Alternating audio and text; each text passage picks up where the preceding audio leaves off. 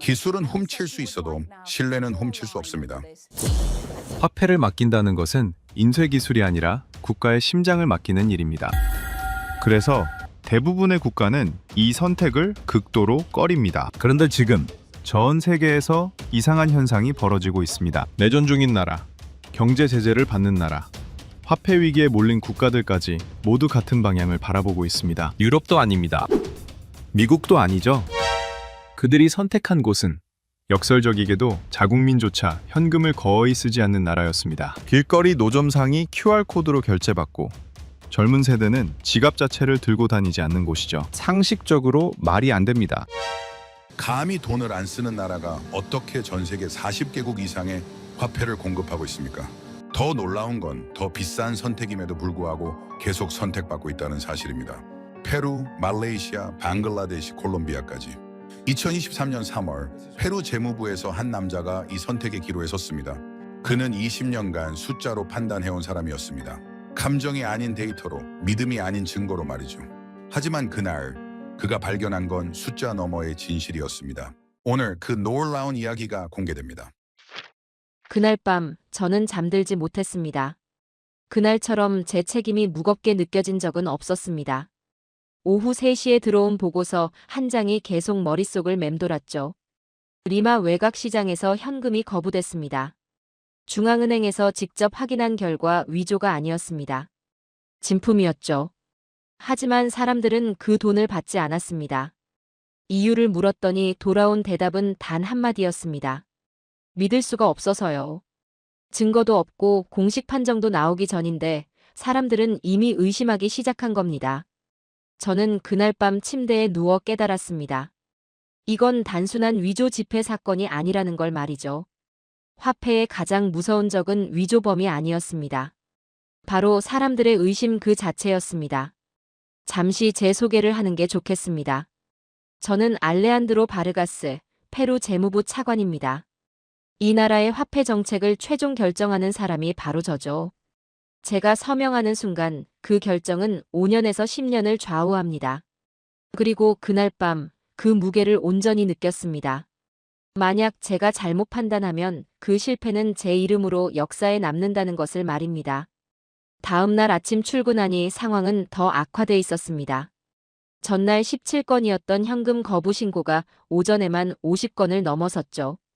더 심각한 건 리마만의 문제가 아니라는 점이었습니다. 쿠스코, 아레키파, 지방 도시 곳곳에서 동일한 보고가 들어오고 있었습니다. 제 비서실장이 급하게 사무실 문을 열고 들어왔습니다. 차관님, 중앙은행 총재께서 긴급 회의를 요청하셨습니다. 회의실에는 이미 6명이 자리를 잡고 앉아 있었습니다. 중앙은행 총재, 금융감독원장, 조폐공사 이사장까지 모두 모인 상태였죠. 총재가 먼저 입을 열었습니다.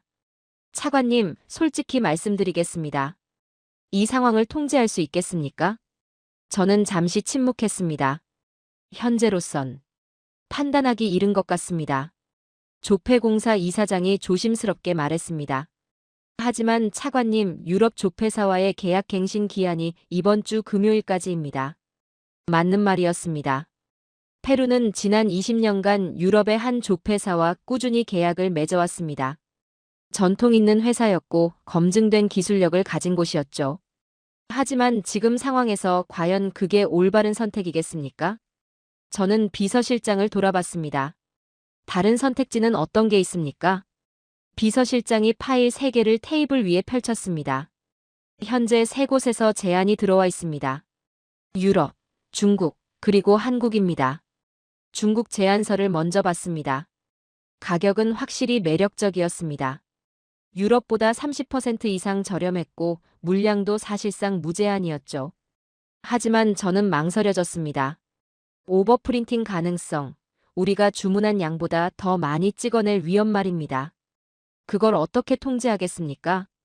한국 제안서도 있었습니다. 솔직히 말하면 처음 그 이름을 봤을 때 의외였습니다. 한국은 현금을 거의 안 쓰는 나라 아닙니까? 그런 나라가 조폐 사업을 한다는 게 선뜻 이해가 가지 않았습니다. 회의는 2시간 넘게 계속됐습니다. 총재는 유럽을 강하게 밀었습니다. 이미 검증된 파트너 아닙니까? 금융감독원장은 중국을 검토해보자는 입장이었습니다. 가격 차이를 무시할 순 없지 않겠습니까? 저는 끝까지 아무 말도 하지 않았습니다. 결국 이건 제가 결정해야 할 문제였으니까요. 최종 서명은 제 이름으로 남고 실패하면 제가 모든 책임을 지게 됩니다. 회의를 마치고 사무실로 돌아왔을 때 저는 창밖을 바라봤습니다. 리마 시내가 한눈에 내려다 보였죠. 저 거리 어딘가에서는 지금 이 순간에도 누군가 현금을 거부당하고 있을 겁니다. 그때 저는 깨달았습니다. 이건 단순한 조폐 계약 문제가 아니라는 걸 말이죠.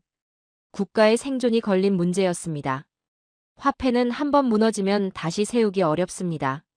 제 책상 위에는 3개의 제안서가 나란히 놓여 있었습니다. 유럽, 중국, 한국.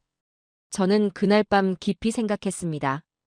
혹시 제가 지금 잘못된 질문을 하고 있는 건 아닐까 하고 말이죠. 누가 가장 싸게 찍어줄 수 있는가가 아니라 누가 가장 안전하게 통제할 수 있는가를 물어야 하는 게 아닐까요? 그 순간 저는 결심했습니다. 처음부터 다시 보겠다고 말입니다. 전통도 가격도 기존의 관성도 전부 내려놓고 말이죠. 오직 단 하나의 기준으로만 판단하겠다고 결심했습니다. 실패했을 때 치러야 할 비용. 그게 바로 제가 계산하기 시작한 것이었습니다. 다음 날부터 저는 조사를 시작했습니다. 3곳의 제안서를 단순히 비교하는 게 아니라 시장 자체를 이해해야겠다고 생각했죠. 그런데 조사를 하면 할수록 이상한 점을 발견했습니다. 전 세계적으로 현금 사용이 급격히 줄어들고 있다는 사실 말입니다. 유럽만 봐도 그랬습니다. 스웨덴은 이미 현금 없는 사회로 가고 있었고 덴마크도 마찬가지였죠. 한국은 말할 것도 없었습니다. 길거리 노점상도 QR코드로 결제를 받는다고 하더군요. 저는 처음엔 이렇게 생각했습니다.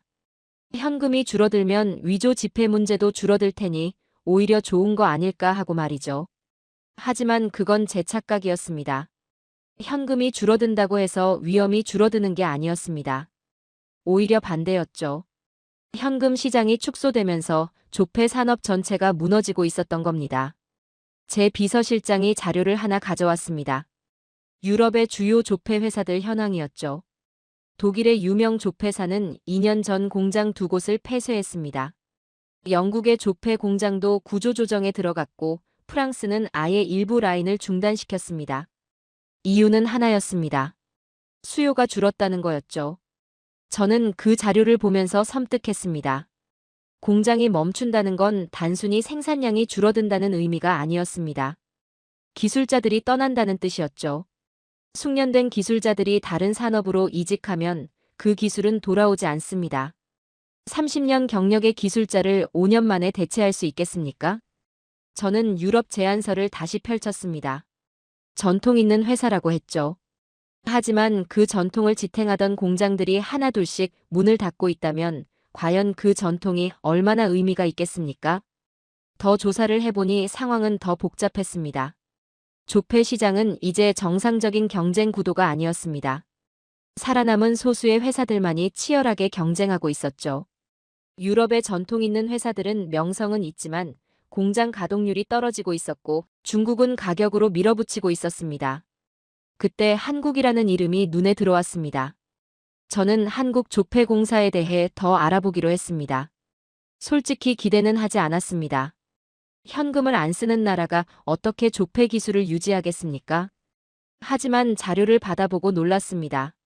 한국은 오히려 조폐 사업을 확장하고 있었습니다. 국내 시장이 줄어드는데도 말이죠. 비서실장이 설명했습니다. 해외 수출을 늘리고 있다고 합니다. 특히 남미와 동남아시아 쪽으로요. 남미에서도 쓰고 있다고요? 네, 칠레와 콜롬비아가 이미 한국산 화폐를 사용 중입니다. 저는 고개를 갸우뚱했습니다. 현금을 안 쓰는 나라가 오히려 조폐 기술을 키우고 있다니 이게 말이 됩니까? 하지만 곰곰이 생각해보니 어느 정도 이해가 갔습니다. 국내 시장이 줄어드니까 해외로 눈을 돌린 거겠죠. 그런데 그게 가능하려면 기술력이 받쳐줘야 합니다. 저는 중앙은행 총재에게 전화를 걸어 물었습니다. 남미에서 한국 화폐를 쓰는 나라들 평가는 어떻습니까? 별 문제 없다고 들었습니다. 오히려 품질이 좋다는 평가가 있더군요. 전화를 끊고 나서 저는 잠시 생각에 잠겼습니다. 지금까지 저는 이 문제를 단순하게 봤던 것 같습니다. 어느 회사가 돈을 잘 찍어주느냐만 생각했죠. 하지만 이건 그런 문제가 아니었습니다.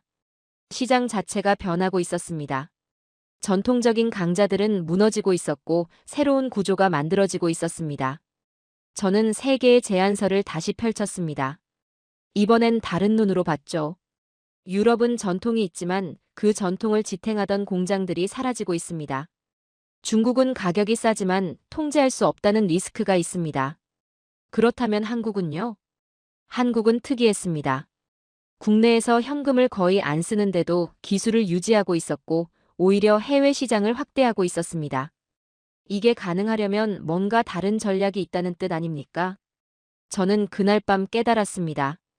이 선택은 단순히 조폐 회사를 고르는 문제가 아니라는 걸 말이죠. 살아남을 수 있는 구조를 가진 파트너를 찾는 문제였습니다. 전통은 위기를 막아주지 않습니다. 가격도 마찬가지죠. 중요한 건 구조였습니다. 누가 이 변화하는 시장에서 살아남을 수 있는 구조를 가지고 있느냐? 그게 제가 찾아야 할 답이었습니다. 그리고 그 순간부터 한국이라는 이름이 제 머릿속에서 점점 커지기 시작했습니다. 저는 의심부터 시작하는 사람입니다. 20년간 재무 업무를 하면서 배운 게 하나 있다면 믿음보다 의심이 먼저라는 것이죠. 특히 국가 예산이 걸린 문제에서는 더욱 그렇습니다. 그래서 저는 세 개의 제안서를 볼 때도 의심부터 했습니다. 유럽 제안서를 먼저 펼쳤습니다. 솔직히 말하면 이건 기본값이었습니다. 페루는 지난 20년간 유럽 조폐사와 함께 일해왔고 큰 문제도 없었죠. 전통 있는 회사였고 기술력도 검증됐습니다. 하지만 저는 의심했습니다. 기본값이 항상 옳은 건 아니니까요. 오히려 기본값은 때로 가장 위험한 선택이 될 수 있습니다. 비서실장에게 물었습니다. 유럽 조폐사의 최근 상황은 어떻습니까? 안정적이라고 보고되고 있습니다. 공장 가동률은요?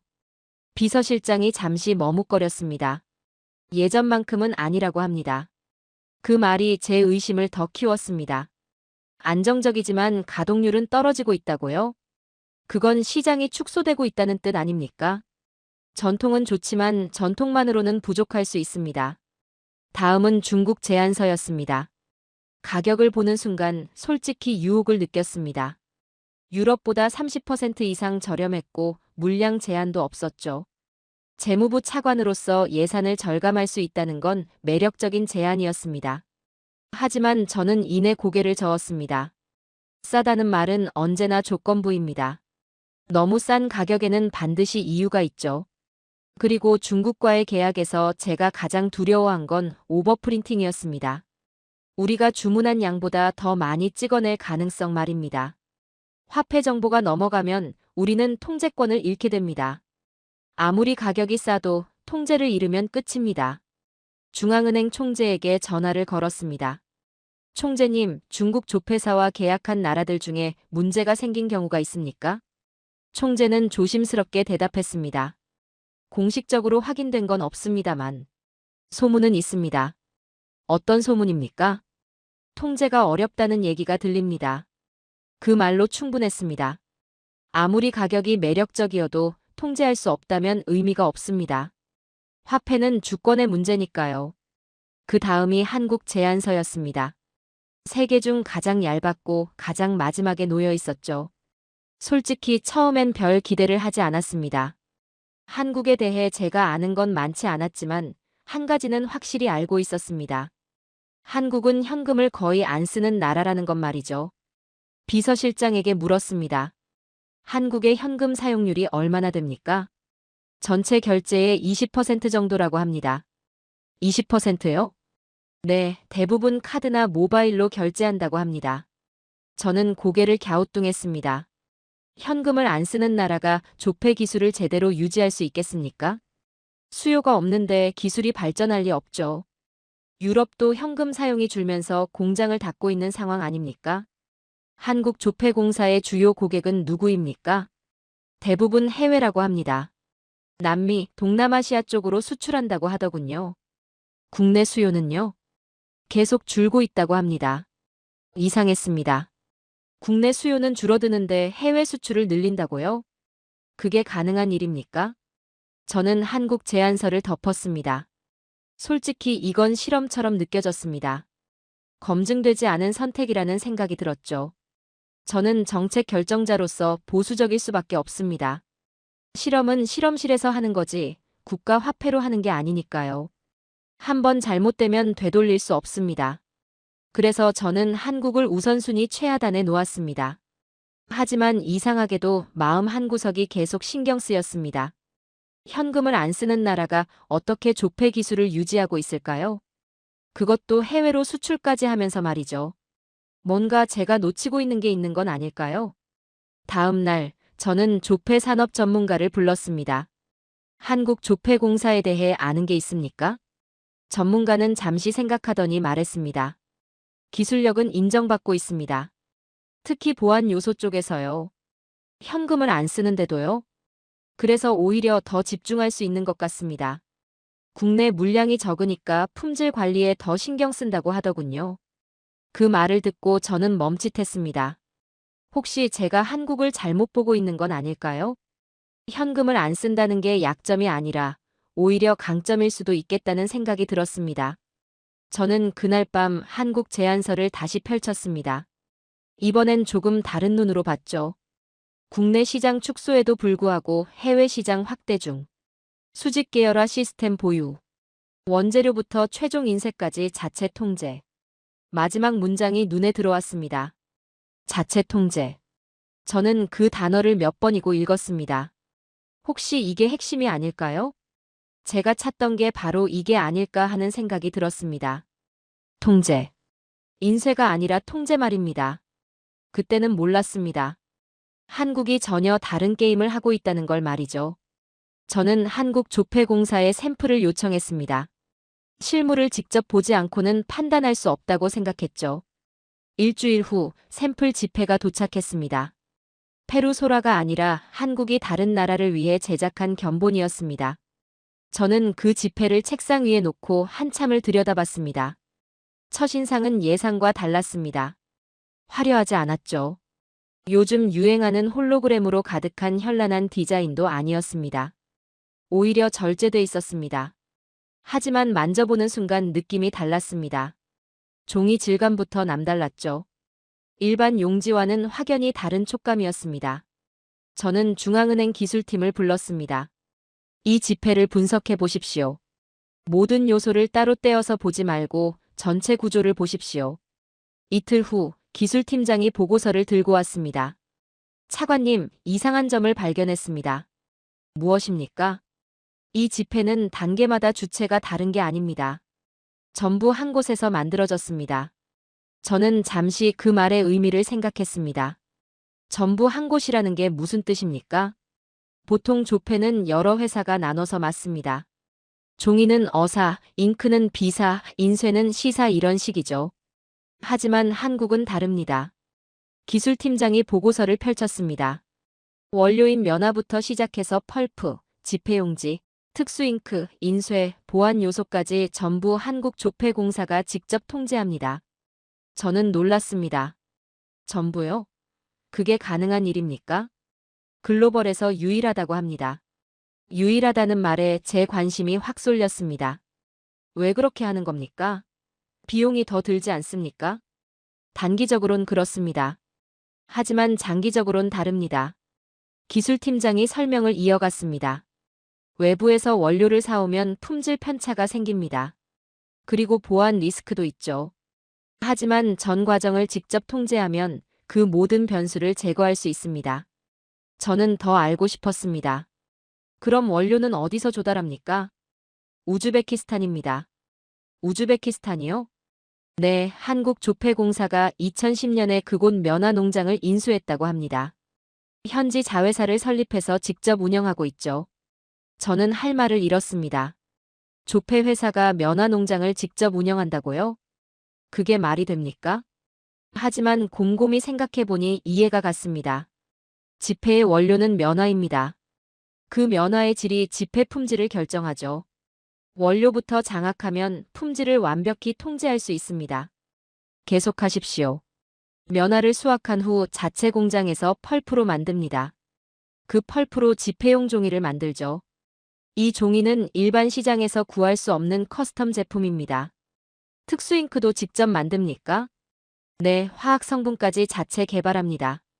이 잉크 역시 외부에서 구할 수 없습니다. 저는 그제야 깨달았습니다. 이건 단순히 돈을 찍는 게 아니었습니다. 시스템을 만드는 거였죠. 위조범 입장에서 생각해봤습니다. 한국 화폐를 위조하려면 뭐가 필요하겠습니까? 특수종이, 특수잉크, 인쇄기술 전부 필요합니다. 그런데 그 모든 걸 일반 시장에서 구할 수 없습니다. 커스텀 제품이니까요. 차관님, 한 가지 더 있습니다. 기술팀장이 지폐를 빛에 비췄습니다. 이 보안 요소들도 전부 자체 제작입니다. 외부에서 사온 게 하나도 없습니다. 저는 그날 밤 사무실에 혼자 남아 생각했습니다. 한국은 돈을 찍지 않았습니다.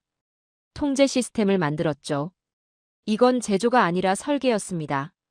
위조범이 뚫을 수 없는 구조를 설계한 겁니다.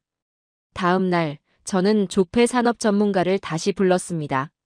이런 수직 계열화 시스템을 가진 회사가 한국밖에 없습니까? 네, 제가 아는 한 없습니다. 대부분 회사는 외주를 줍니다. 비용 때문이죠. 그럼 왜 한국만 이렇게 합니까? 전문가가 잠시 생각하더니 말했습니다. 아마도 철학이 다른 것 같습니다. 다른 회사들은 제품을 만들지만 한국은 시스템을 만드는 거죠.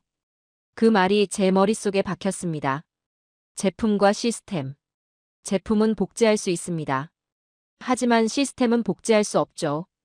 특히 이렇게 수직으로 통합된 시스템은 흉내낼 수가 없습니다. 저는 유럽 제안서를 다시 펼쳤습니다. 전통과 기술력을 강조하고 있었죠. 하지만 그들은 원료를 외부에서 삽니다. 잉크도 다른 회사에서 공급받습니다. 통제권이 분산돼 있다는 뜻입니다. 중국 제안서도 받습니다. 가격은 싸지만 통제는 더 어렵습니다. 오버프린팅 리스크를 막을 방법이 없죠. 한국은 달랐습니다. 면화 농장부터 최종 인쇄까지 단 하나의 통제 아래 있습니다. 외부 유출 가능성이 원천적으로 차단돼 있죠. 저는 그날 밤 깨달았습니다.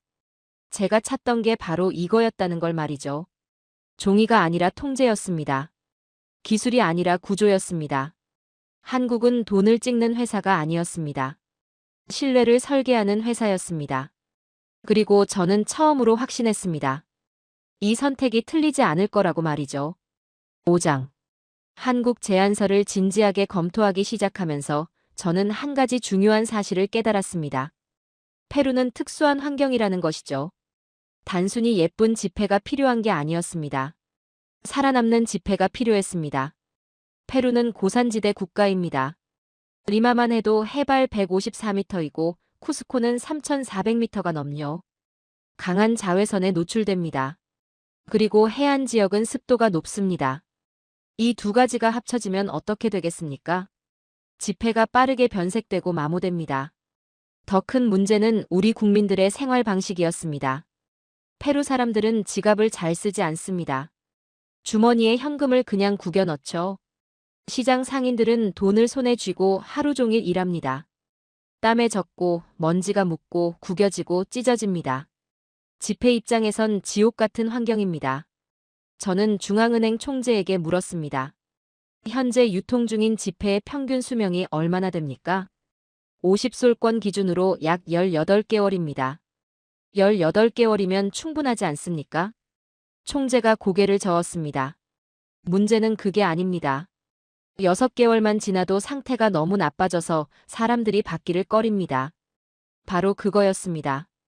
지폐가 낡으면 사람들은 의심하기 시작합니다. 이게 진짜인가? 그리고 그 의심이 쌓이면 리마 외곽에서 일어난 그 사건처럼 겁으로 이어지는 겁니다. 저는 한국 조폐공사에 페루의 환경 조건을 상세히 전달했습니다. 고산지대, 강한 자외선, 고습도, 그리고 거친 사용 환경까지 전부 말이죠. 이런 조건에서 견딜 수 있는 지폐를 만들 수 있습니까? 한국 측 답변은 간단했습니다. 테스트를 진행하겠습니다. 한 달 후 한국에서 기술팀이 왔습니다. 페루 환경을 직접 체험하겠다는 거였죠. 그들은 리마, 쿠스코, 아레키파를 돌아다니면서 시장을 관찰했습니다. 상인들이 어떻게 돈을 다루는지, 사람들이 어떻게 보관하는지 전부 봤습니다. 그리고 2달 후 그들이 만든 샘플이 도착했습니다. 저는 중앙은행 기술팀에게 가혹한 테스트를 지시했습니다. 실제 환경보다 더 극한 조건에서 테스트하십시오. 기술팀은 지폐를 햇볕에 72시간 노출시켰습니다. 물에 담갔다 말렸다를 반복했죠. 심지어 세탁기에 넣고 돌리기까지 했습니다. 그리고 구겨서 펴기를 수백 번 반복했습니다. 일주일 후 기술팀장이 보고하러 왔습니다. 차관님, 결과가 나왔습니다. 어떻습니까? 놀랍습니다. 기술팀장이 테스트한 지폐를 보여줬습니다. 이 지폐는 세탁기를 3번 돌렸는데도 형태가 유지됩니다. 색도 거의 바래지 않았습니다. 비교 대상은요? 현재 유통 중인 유럽산 지폐는 2번 만에 찢어졌습니다. 저는 그 지폐를 손에 들고 만져봤습니다. 확실히 달랐습니다. 종이가 아니라 섬유 같은 느낌이었죠. 이게 어떻게 가능합니까? 장섬유면 펄프를 사용했다고 합니다. 일반 면보다 섬유가 더 길고 강하죠. 여기에 특수 코팅 기술을 적용해서 내구성을 극대화했습니다. 기술팀장이 설명을 계속했습니다. 그리고 고분자 물질을 종이에 침투시켜서 습기에도 강하게 만들었습니다. 자외선 차단 성분도 포함돼 있고요. 저는 물었습니다. 유통 수명 예측은요? 현재보다 최소 1.5배 이상 길 것으로 예상됩니다. 1.5배라는 숫자가 제 머릿속에 박혔습니다. 18개월이 27개월로 늘어난다는 뜻입니다. 9개월을 더 쓸 수 있다는 거죠. 그게 얼마나 큰 차이인지 아십니까? 조폐 비용이 그만큼 줄어든다는 의미입니다. 하지만 저는 더 중요한 걸 발견했습니다. 이 지폐 만져보니 특이한 느낌이 있습니다. 요판 인쇄 기술입니다. 촉각으로 진위를 확인할 수 있도록 특정 부분을 도드라지게 만들었습니다. 왜 그렇게 했습니까? 기술팀장이 설명했습니다. 페루는 시각장애인 인구가 많고 시장 상인들은 빠른 속도로 거래합니다. 눈으로 일일이 확인할 시간이 없죠. 그래서 손끝 감각만으로도 진짜인지 알 수 있게 만든 겁니다. 저는 그제야 이해했습니다. 한국은 단순히 튼튼한 지폐를 만든 게 아니었습니다. 페루 환경에 최적화된 지폐를 설계한 거였죠. 자외선, 습도, 거친 사용, 빠른 확인까지 모든 걸 고려한 겁니다. 저는 중앙은행 총재를 불렀습니다. 총재님, 이것 좀 보십시오. 총재는 샘플을 만져보더니 놀란 표정을 지었습니다. 이게 세탁기를 돌렸다고요? 네, 3번이나요. 믿기지 않는데요. 총재가 지폐를 빛에 비춰봤습니다. 보안 요소도 뚜렷하고 색도 선명합니다. 이 정도면. 총재는 잠시 말을 멈췄다가 천천히 말했습니다. 이 정도면 우리가 원하는 바로 그겁니다. 저는 고개를 끄덕였습니다.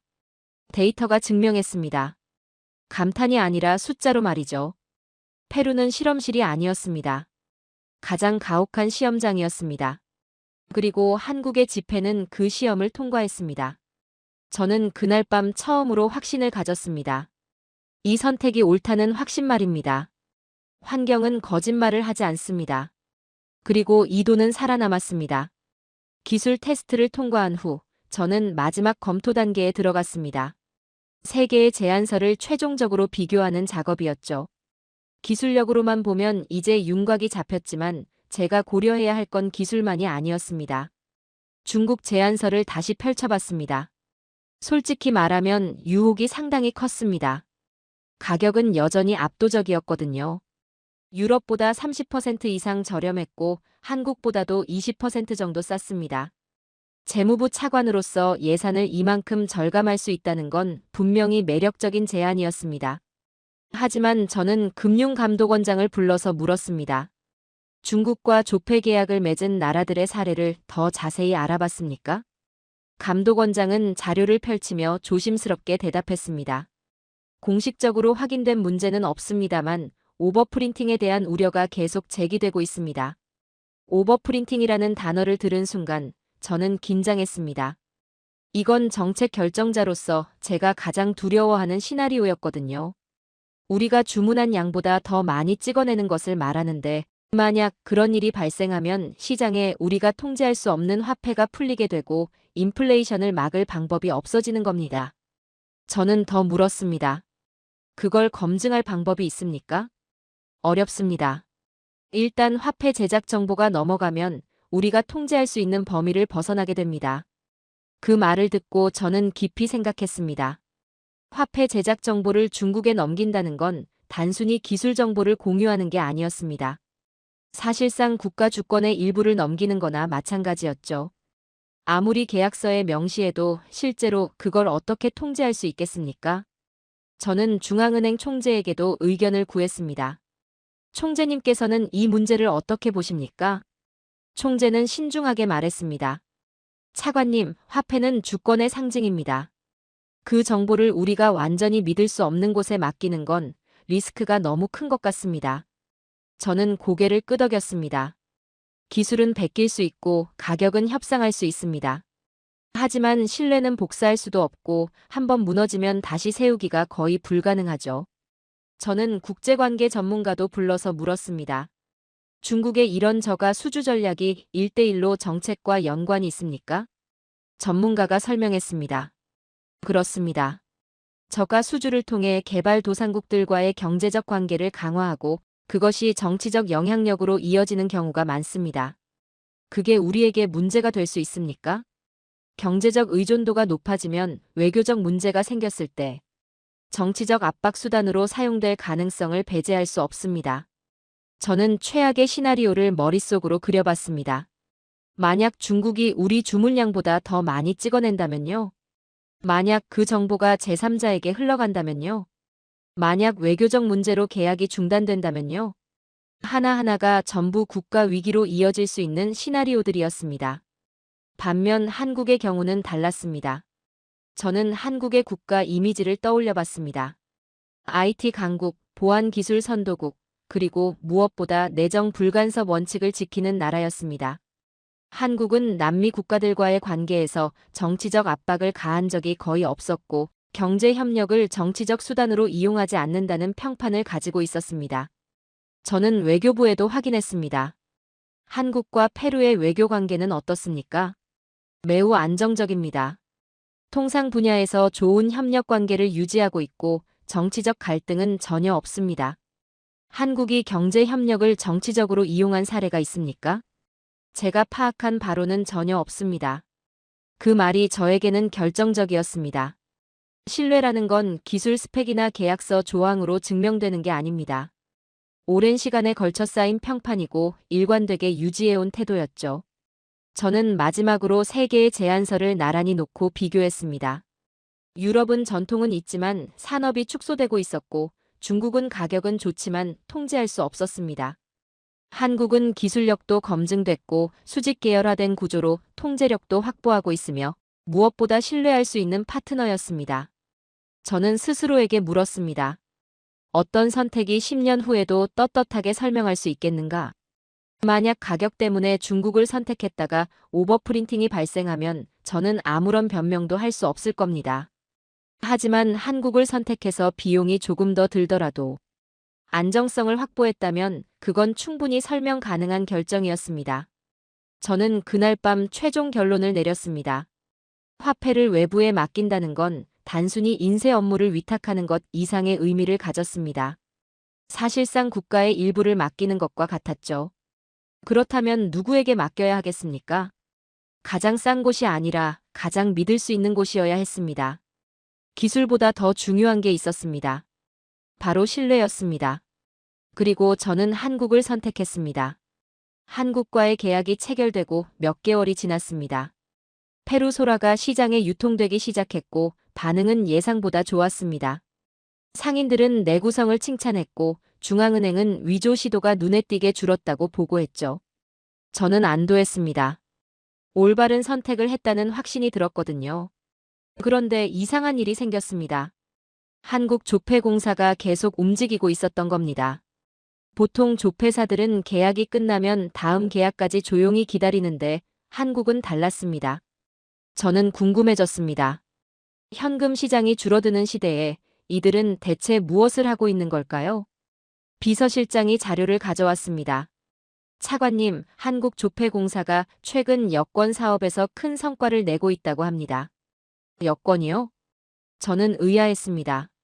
조폐 회사가 왜 여권을 만듭니까? 물론 여권도 종이로 된 책자니까 인쇄는 할 수 있겠지만 그게 조폐 기술과 무슨 관계가 있습니까? 좀 더 자세히 알아보십시오. 일주일 후 비서실장이 상세한 보고서를 들고 왔습니다. 그리고 그 내용을 듣는 순간 저는 깨달았습니다. 제가 한국조폐공사를 완전히 잘못 이해하고 있었다는 것을 말이죠. 차관님, 한국은 여권을 단순한 책자로 보지 않습니다. 그럼 뭐로 봅니까? 고연산 보안 디바이스로 봅니다. 저는 잠시 그 말의 의미를 생각했습니다. 책자가 아니라 디바이스라고요? 비서실장이 설명을 이어갔습니다. 한국이 만드는 여권에는 IC칩이 내장돼 있습니다. 그 안에 개인정보가 암호화돼서 저장되죠. 그리고 여기가 중요한데 그 칩에 들어가는 운영체제를 한국이 자체 개발했다고 합니다. 저는 놀랐습니다. 운영체제를 직접 개발한다고요? 그건 단순한 인쇄 기술이 아니었습니다. 소프트웨어 기술이고 암호화 기술이며 보안 시스템이었죠. 그게 왜 중요합니까? 위조 여권을 즉시 탐지할 수 있기 때문입니다. 공항 검색대에서 여권을 스캔하는 순간 0.1초 만에 진위 여부가 판별됩니다. 0.1초라는 숫자가 제 머릿속에 박혔습니다. 전통적인 방식으로는 여권 위조 여부를 확인하는데 시간이 걸립니다. 자외선으로 비춰보고 특수 표시를 확인하고 데이터베이스와 대조하는 과정이 필요하죠. 하지만 0.1초면 즉각적입니다. 위조범이 개입할 틈이 없는 겁니다. 저는 더 알고 싶었습니다. 다른 나라는 이런 기술이 없습니까? 유럽도 IC칩 여권을 만듭니다만 운영체제는 외부에서 사옵니다. 한국처럼 전 과정을 자체 개발하는 곳은 거의 없다고 합니다. 그때 저는 깨달았습니다. 한국조폐공사가 왜 현금이 줄어드는데도 살아남을 수 있는지 말이죠. 그들은 종이를 버리지 않았습니다. 대신 정의를 바꿨습니다. 인쇄에서 진짜를 증명하는 것으로 말이죠. 화폐든 여권이든 본질은 같았습니다. 진짜와 가짜를 구분하는 것이었죠. 그리고 한국은 그 본질을 파악하고 물리적 보안에서 디지털 보안으로 확장한 겁니다. 저는 국제 보안 전문가를 불러서 물었습니다. 한국의 이런 여권 기술, 글로벌 시장에서 어느 정도 위치입니까? 전문가가 대답했습니다. 상위권입니다. 특히 보안성과 신뢰도에서 높은 평가를 받고 있습니다. 최근 몇 년 사이 여러 나라가 한국 시스템을 도입했습니다. 저는 그제야 전체 그림이 보이기 시작했습니다. 한국조폐공사는 조폐 회사가 아니었습니다. 보안 인프라 회사였죠. 화폐는 그들이 하는 일 중 하나였을 뿐이고 진짜 경쟁력은 진짜를 증명하는 시스템을 만드는 능력에 있었습니다. 저는 비서실장에게 물었습니다. 한국이 화폐와 여권 말고 또 뭐랍니까? 비서실장이 목록을 읽어줬습니다. 신분증, 운전면허증, 각종 보안 인증서, 그리고 최근에는 블록체인 기반 디지털 신분증도 개발 중이라고 합니다. 저는 할 말을 잃었습니다. 종이에서 디지털까지, 물리 보안에서 사이버 보안까지 전부 다루고 있었던 겁니다. 이건 인쇄 산업이 아니었습니다. 국가보안 인프라 산업이었죠. 그날 밤 저는 깊이 생각했습니다. 제가 한국을 선택한 건 화폐 기술 때문이었습니다. 하지만 이제 보니 그건 시작에 불과했던 것 같습니다. 한국은 이미 다음 단계로 나아가고 있었고 그 방향은 명확했습니다. 현금이 사라지는 시대에도 살아남는 방법. 그건 종이를 버리는 게 아니라 정의를 확장하는 것이었습니다. 무엇이 진짜인가를 증명하는 것, 그게 미래였던 겁니다. 저는 중앙은행 총재에게 전화를 걸었습니다. 총재님, 우리도 여권 시스템을 검토해봐야 할 것 같습니다. 총재가 물었습니다. 한국 시스템 말씀이십니까? 네, 화폐에서 좋은 결과를 봤으니 여권도 고려해볼 만하지 않겠습니까? 총재는 잠시 침묵하다가 말했습니다. 차관님, 한국을 선택하신 게 정말 잘하신 것 같습니다. 그들은 우리보다 훨씬 앞을 보고 있었네요. 저는 고개를 끄덕였습니다. 한국은 조폐 경쟁을 하고 있지 않았습니다. 국가보안 인프라 경쟁을 하고 있었죠. 그리고 그 전장에서 그들은 이미 중심에 서 있었습니다. 저는 그날 밤 깨달았습니다. 제가 선택한 건 단순히 지폐를 잘 만드는 회사가 아니었다는 것을 말이죠. 미래를 설계하는 파트너였습니다. 한국의 여권 기술을 알게 된 후, 저는 더 깊이 조사하기 시작했습니다. 그들이 어떤 다른 기술을 가지고 있는지 궁금했거든요. 그리고 알아낼수록 놀라운 점들이 계속 나왔습니다. 특히 제 눈길을 끈 건 스마트시라는 기술이었습니다. 비서실장이 설명했습니다. 차관님, 이건 보안 검증의 패러다임을 바꾼 기술입니다. 어떤 점에서 그렇습니까? 기존 보안 검증은 전부 특수 장비가 필요했습니다. 자외선 램프라든지 특수 판독기라든지 말이죠. 하지만 스마트시는 스마트폰 플래시만 있으면 됩니다. 저는 잠시 그 말을 곱씹어 봤습니다. 스마트폰 플래시만 있으면 된다고요? 구체적으로 어떻게 작동합니까?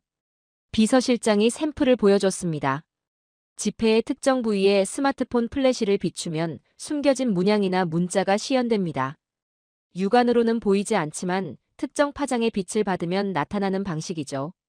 저는 그 의미를 금방 파악했습니다. 이건 단순한 기술 개선이 아니었습니다. 보안의 민주화였죠. 기존에는 보안 검증이 전문가들의 영역이었습니다. 은행 직원, 상인, 경찰관 같은 훈련받은 사람들만 할 수 있었던 일이었죠. 고가의 장비도 필요했고 사용법도 배워야 했습니다. 하지만 스마트시 기술은 달랐습니다. 누구나 가지고 있는 스마트폰으로 즉시 확인할 수 있다는 겁니다. 시장 상인도 택시기사도 심지어 일반 시민도 진위를 확인할 수 있게 되는 거죠. 저는 중앙은행 기술팀에게 물었습니다. 이 기술이 위조 방지에 얼마나 효과적입니까? 기술팀장이 대답했습니다. 매우 효과적입니다. 위조범 입장에서 생각해 보십시오. 전문가만 검증할 수 있다면 일반인들 사이에서는 위조 지폐가 통용될 수 있습니다. 하지만 누구나 즉시 확인할 수 있다면 위조 지폐가 유통될 가능성 자체가 급격히 떨어지는 겁니다. 맞는 말이었습니다. 위조범이 가장 두려워하는 건 뭐겠습니까? 적발되는 것이 아니라 애초에 쓸 수 없게 되는 것이죠. 검증이 어렵고 복잡하면 위조범에게 기회가 생깁니다. 하지만 검증이 쉽고 빠르고 누구나 할 수 있다면 위조는 의미가 없어지는 겁니다. 저는 페루의 현실을 떠올렸습니다. 우리나라는 스마트폰 보급률이 높습니다. 도시는 물론이고 지방 소도시에서도 대부분 스마트폰을 사용하죠. 만약 모든 국민이 손쉽게 지폐의 진위를 확인할 수 있다면 리마 외곽에서 일어났던 그런 사건은 아예 발생하지 않을 겁니다. 의심이 생기면 즉시 확인하면 되니까요. 이 기술을 페루 화폐에도 적용할 수 있습니까? 저는 한국조폐공사에 문의했습니다. 답변은 긍정적이었습니다. 물론입니다. 다음 계약 갱신 때 포함시킬 수 있습니다. 저는 그날 밤 깨달았습니다. 한국이 만드는 건 단순히 위조하기 어려운 지폐가 아니었다는 것을 말이죠. 시민들이 직접 참여할 수 있는 보안 시스템이었습니다. 가장 강한 보안은 숨기는 게 아니라 투명하게 공개하고 누구나 검증할 수 있게 만드는 것이었습니다. 그리고 제가 더 조사해보니 한국의 영역은 여기서 끝나지 않았습니다. 비서실장이 추가 자료를 가져왔습니다. 차관님, 한국조폐공사가 최근 다양한 분야로 확장하고 있습니다. 어떤 분야입니까?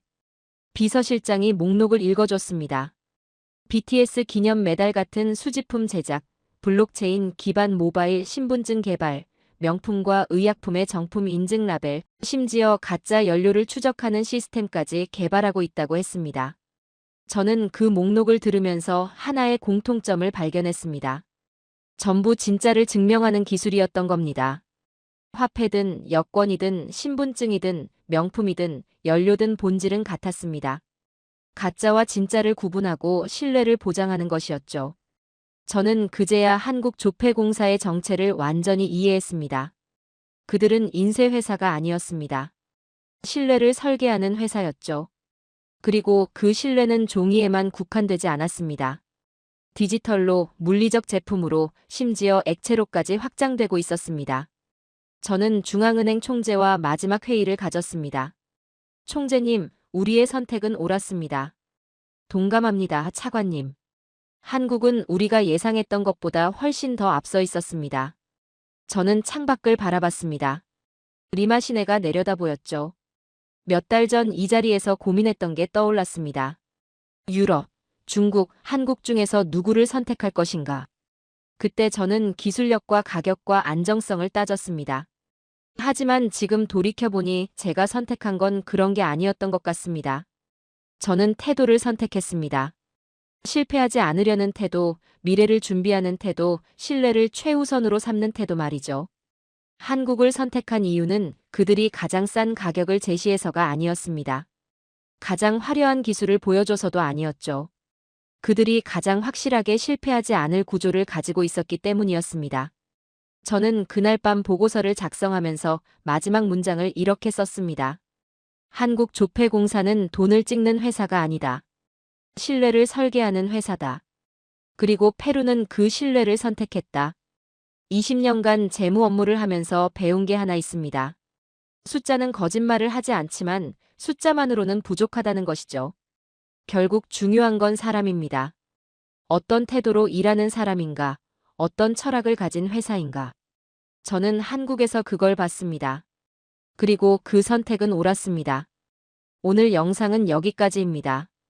도움이 되셨다면 좋아요와 구독 알림 설정까지 부탁드려요. 다음 영상에서도 더 유익한 내용으로 찾아뵙겠습니다. 시청해주셔서 감사합니다.